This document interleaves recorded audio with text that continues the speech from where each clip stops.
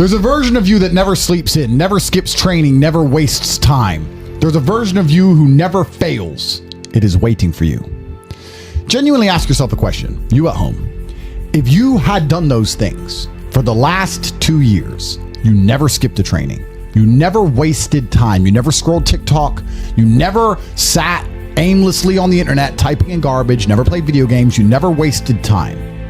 You never skipped training, you were training every single day. You never slept in, you were never lazy. There's this version of you. Imagine the person you would be. Genuinely imagine what you would look like. Imagine where you would live. Imagine the car you would drive. Imagine how much your woman would respect you. Imagine the love you would see in her eyes when she looks at you with adoration like a king. Imagine your existence. That person is waiting for you, and the only thing that's stopping you from being that person is your monumental laziness. You can have it. The universe is very giving. It will give you anything you work for. I've never seen somebody try for something with all of their might and not get it. The only people who do not have the things they want are the people who do not try for them. I've never seen a person wake up and say, my only dedication in life is to solve a Rubik's Cube and fail. You are not stupid. You are not incompetent. You are lazy and arrogant. It's extremely important you understand that that person is waiting for you, and you are declining that version of yourself. In the multiverse, in the many different versions of the universe that exist, there is a version of you that does those exact things, and he is a greater person than you can even fathom. You can transform yourself into that guy. You can be a top G. That's exactly what I did. I knew who I was going to have to end up being before I became that person. My brother and I are not from rich families. We are not from advantaged beginnings, but I knew I had to be a big, strong, fighting billionaire. That's what I knew I had to be. Discipline is the key to success. If you cannot force yourself to do something you don't want to do, how are you ever going to put yourself through the suffering required for greatness? If you cannot force yourself to train when you do not want to train, if you cannot force yourself to work when you don't want to work, if you can't force yourself to not log into Pornhub or force yourself to eat right, how can you possibly ever become a monumentally successful person if you cannot control yourself long enough to do what must be done as opposed to what you feel like doing? The only people who get to live their lives based on how they feel are women and children. Children can cry because they feel like crying, as can a woman. A woman can start an argument because she feels like arguing, as can a child. A man must do what he is supposed to do irregardless of how he feels. That is the key component to masculinity, is discipline. If you do not have the discipline to dedicate yourself to anything, you are going to fail and be crushed by the people who can. If you only go to the gym when you feel like going to the gym, you're never going to be as strong as the people who go to the gym when they don't feel like going to the gym. That is a reality of life. So I train every single day. I've actually heard from some people saying, you overtrain. And I explained to them, one, I don't believe in rest. I'm not you. I'm not pussy, and I'm not broke like you are, Mr. Fitness Trainer, standing around the gym teaching people for $50 an hour. I don't need to listen to you. Secondly, I don't train because I want to get bigger. I train every day because it is difficult to train every day. It hurts. I don't want to. I wake up and I'm busy. I have other things to do. I don't feel like doing it. So I force myself to do it 7 days a week, 365 days a year, so that I know I'm the kind of person who can do what he doesn't want to do when it needs to be done. I am that man. And it is more of a mental exercise than a physical exercise at this point. How can you ever outcompete me if I can force myself to do the things I don't want to do and you cannot? Discipline is absolutely essential for success, and you need to get very comfortable and very used to the idea of understanding that on your path to greatness, there are going to be long periods of time where you hate what you are doing, where you are dissatisfied with the actions you must undertake, where you are tired, where you are stressed. That is why it is difficult. That is why most people won't make it. If the path was easy, everybody would walk it and it would lead nowhere. 100 people start the path, 99 fall off because it is difficult, and the one person who makes it to the end gets the gold. If all 100 made it to the end and the gold was divided by 100, it wouldn't even be worth anything. The difficulty gives it value. The fact that it is difficult to do is the key component into the fact you want it in the first place. If it wasn't difficult, everyone would have it and you wouldn't want it because no one would respect it. It's supposed to be hard. Life is supposed to be hard. You're supposed to think this is terrible. You're supposed to suffer and smile through the pain regardless. Discipline is the key to success in all realms as a man. And if you lack it, you stand no chance. You can give most people a roadmap to success. You can give them a Ferrari with a full tank of gas, and a lot of people still wouldn't make the destination because they would say the drive is too far away. Quitters, they don't have the discipline. You can tell them exactly how to do it. You can give them the mechanism to get there, but they don't have the discipline to complete the drive and end up at the destination. That is the majority of Earth. This is your competition. People who, even if they are told what to do and people tell them exactly how to do it and help them do it, still quit, still fail because they lack discipline. Even me, with my monumental powers, I can't make a quitter successful. It doesn't matter how good I am. It doesn't matter how easily I make it for them to succeed. It doesn't matter how compendious and concise and powerful the real world is. It doesn't matter how much I text them and motivate them, how many emergency meetings I do to try and talk to them and hype them up, how much motivation I give them. It doesn't matter what I do. If they are a quitter, guess what they're going to do? They're going to quit.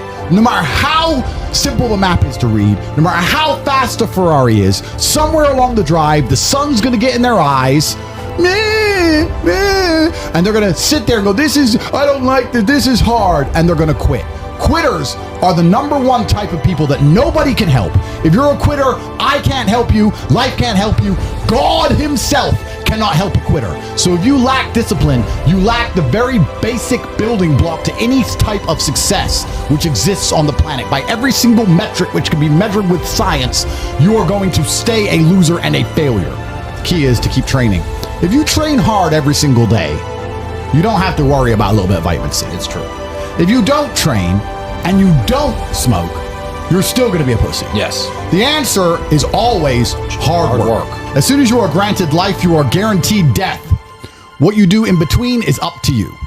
You are all conscious. That could end tomorrow, that could end in 100 years. But the time between the beginning of your consciousness and the end of it is completely up to you. Training is never the wrong decision. If you're in jail, you should train. If you are free, you should train. If you are rich, you should train. If you are poor, you should train. If you smoke, you should train. If you don't smoke, you should train. If you drink, you should train. If you don't drink, you should train. You cannot escape that hard work is always the correct decision. There is no time in any scenario when working hard is going to be the wrong answer. You should always try your very best in all things. I will smoke 10 cigars a day and beat the shit out of you because I train harder than you can possibly fathom. Pain is an extremely important part of the equation. Pain is the elixir of success. When people say this bad thing happened to me and I'm suffering, I say good. It is pain which is required. It's one of the elements in the chemical reaction. And the chemical reaction requires 5 particular distinct compounds, and you have 4 and you're missing 1. It simply doesn't work. Pain for a man is one of the most important elements in becoming successsul. Batman is Batman because they killed his parents. If they did not kill his parents, he would not be Batman. You're supposed to suffer. You're supposed to take that pain.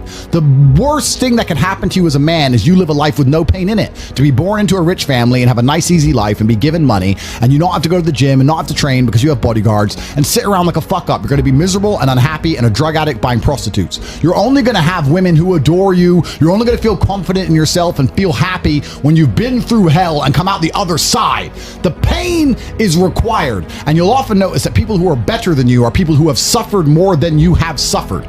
So the person who is waiting for you, he requires your motivation. It also requires huge amounts of pain. So when bad things happen to you, do not sit at home and lament. Do not feel sorry for yourself. Instead, look in the mirror and say, thank you, God, for giving me one of the ingredients that is needed for the chemical concoction that is going to turn me into a superhero. Because pain is an extremely important one. In fact, it's one of the most important ones for a man.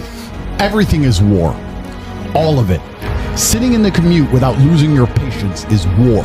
Trying to find a way to escape your slave job is war. Keeping your wife happy and your children inspired is war. Training to become stronger than before is war. It is all war, and it cannot be avoided. And I'll tell you why it's war, because war is 2 opposing sides trying to achieve the same goal. 2 opposing sides want the same land or the same influence over X land. And the car you want, the Ferrari, you're not the only person who wants it. The reason it's so expensive is because others people want it. The girl you want, the beautiful woman, Everyone wants her. It is war. It is competition. Everything about life as a man is war. It is conflict because you are competing against the other men who want it the same, which is why discipline is such an important thing, which is why you must take the pain and add it to the concoction to become as formidable as possible. Life is war. This idea that you can go through life as a man and avoid war is probably the biggest mistake that most men make, because it is impossible for you to achieve anything significant without war. Running a business is war. Running a hotel, running a restaurant, running an online company, it's war. Training is war. Life as a man is war. You need to wake up and view it exactly as what it is. Everything I want, other people want. Everything I desire, other men are trying to get. This is a war and I must outcompete them. That is the best possible mental model you can have. Even in jail, it was a war for who could stay most calm, a war who could control their mind the best, a war for who could suffer the least. That is war. I was surrounded by people who lost their minds and I refused. It was a battle and I was successful. Life in and of itself as a man is a never-ending struggle and a never-ending battle. It is the constant of the human condition. Evolution requires pain. While others complain that they do not feel happy enough, I'm happy I'm struggling. I don't want to be happy. I want to be great. This is the beauty of life as a man. You understand? I don't care. I'm happy to be struggling. I wanted to fight. You wanted to win. I wanted to fight. That's the difference. You're concerned with winning. I wanted to just fight. And we're fighting. That is the beauty of life as a man, to be great. If you concern yourself only with being happy, you are once again acting like a female or a child.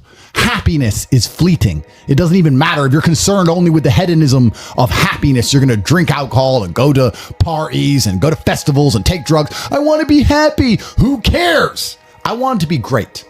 I want to be great all of the time. And let me ask you a question as a man at home, genuinely, truthfully. Would you rather be a loser who's always smiling, a happy loser, or would you rather be a stressed winner? Because I'll tell you something about winners. Most of them are stressed. We are stressed. We're stressed.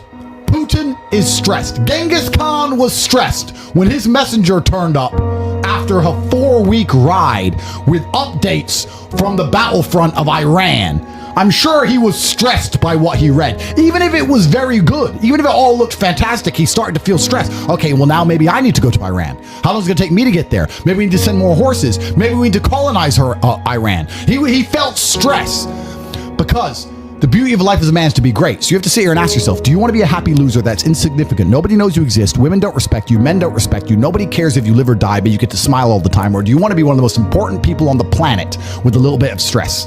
I am brilliant because I've decided to be brilliant. And if I have to sacrifice happiness to be brilliant, then that's fine. You know what the great thing about it is? You know what's amazing what God gives, how the whole world becomes full circle? If you stop caring about being happy and you start caring instead about being great, guess what you end up being? Great. Along with great. And you know what? Yeah, Happy. You end up happy if you forget about happiness and try to become great. You will never be successful if you're concerned about being happy, so forget about it. I like to consider myself a wise old man, and I'm trying my best to encourage and instigate a revolution amongst the youth where men take absolute self-accountability and they believe in themselves and they take responsibility for absolutely everything. As a man, you are most formidable if everything is your fault. If it rains outside and you get wet, that is still your fault. Can you control the rain? No. Could you have brought an umbrella? Yes. You need to blame yourself for all things, the good and the bad.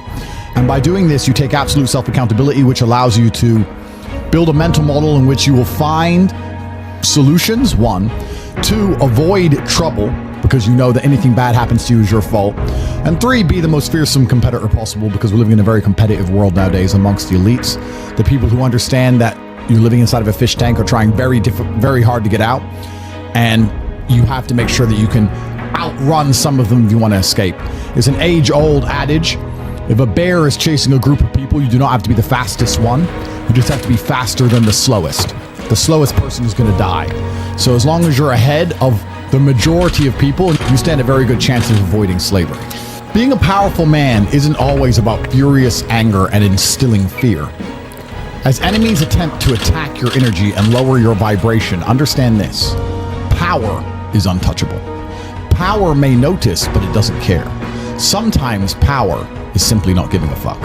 Being a powerful man isn't always about furious anger and instilling fear, meaning sometimes it is. You need to retain the capability to instill fear with furious anger. A man who cannot do that is not a man. It is one of the cards you need to have in your deck. However, more often than not, when you're in a true position of power, you will play the alternate card, which I'm describing here, is simply not caring.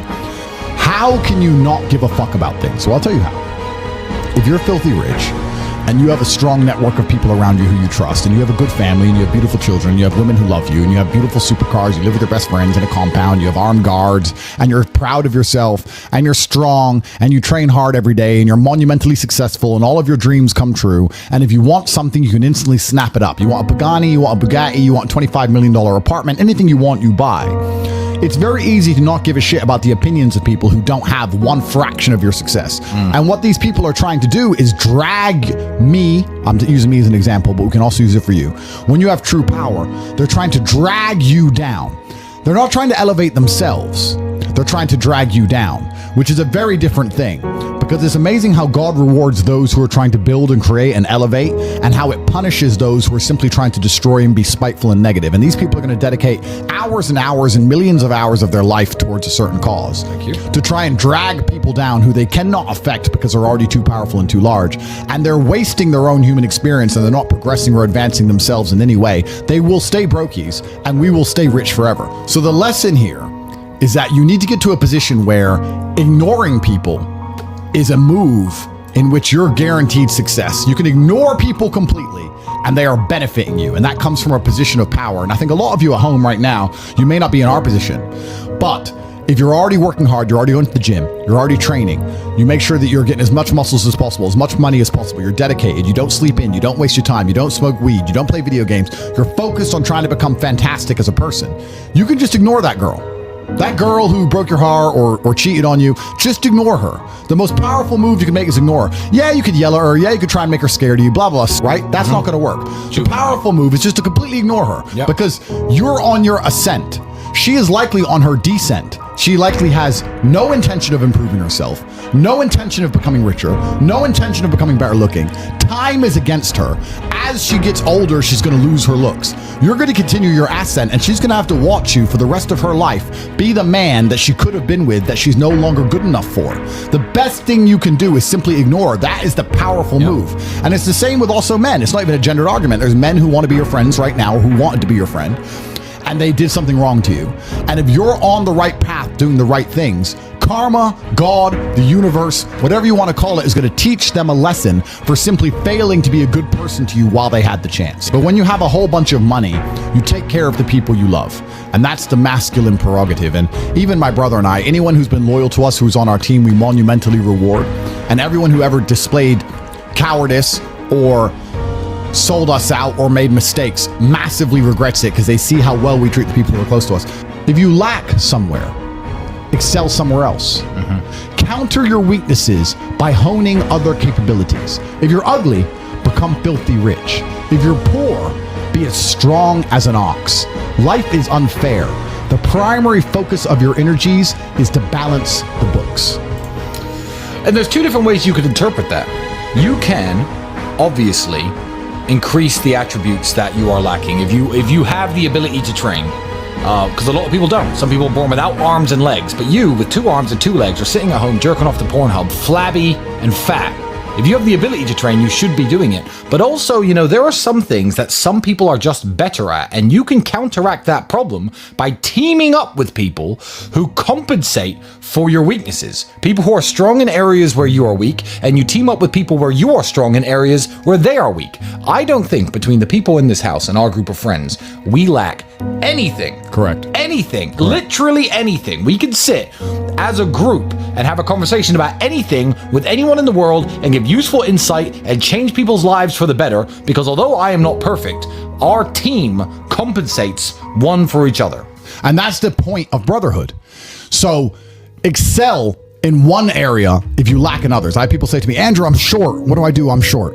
Okay, God made you short. Fine. Good. Doesn't matter. You can't change it. What you can do is become as strong as an ox and become filthy rich and monumentally important and extremely influential. You can do that.